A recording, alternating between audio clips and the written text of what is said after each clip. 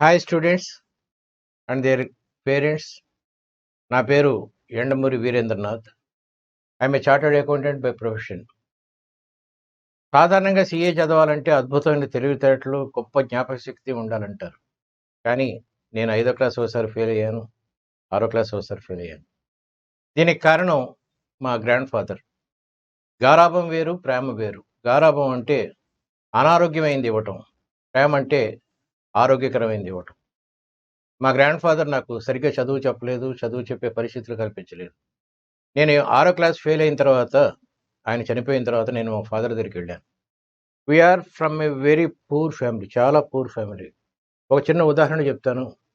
నేను రూపాయిన్నర సేవ్ చేయటం కోసం మా ఫాదరు కత్తెర దివ్వెన ఇచ్చి క్షవరం చేసుకోమన్నారు.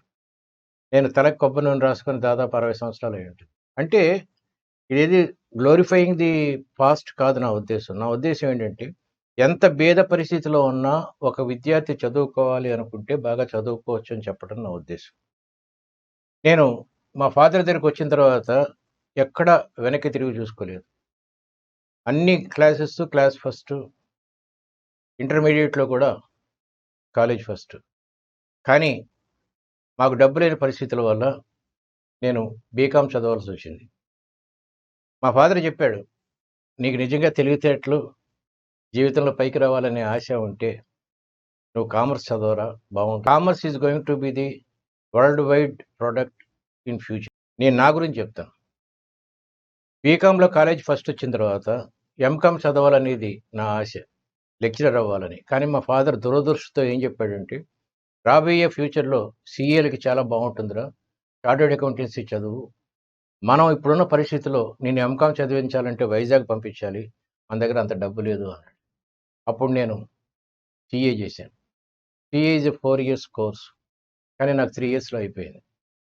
ఒక 7వ క్లాస్ ఫెయిల్ అయిన కుర్రోడు 3 ఇయర్స్‌లో సీఏ ఎట్లా కంప్లీట్ చేస్తాడంటే, అంకిత భావం ఉండాలి.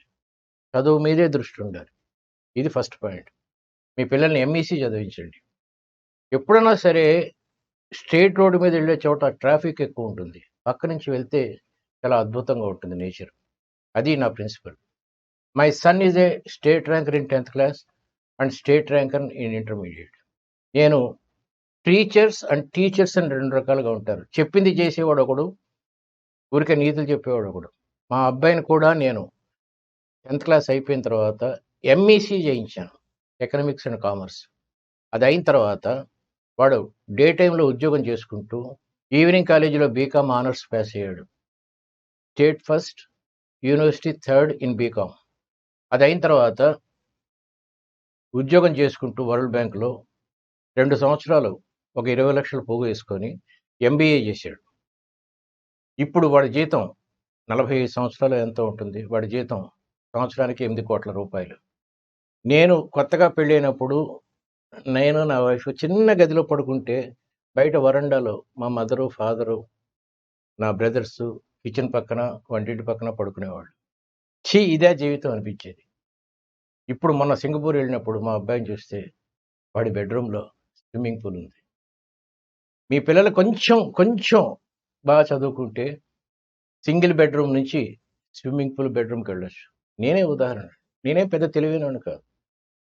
చార్టర్డ్ అకౌంటెన్సీ కూడా మీరు అనుకున్నంత కష్టమైన సబ్జెక్ట్ కానే కాదు. కొంచెం నేను చెప్పినట్టు అంకిత భావం, కొంచెం కాన్సంట్రేషను, మిగతా విషయాల్లో ఎక్కువ ఇంట్రెస్ట్ లేకపోతే you can purchase the entire world.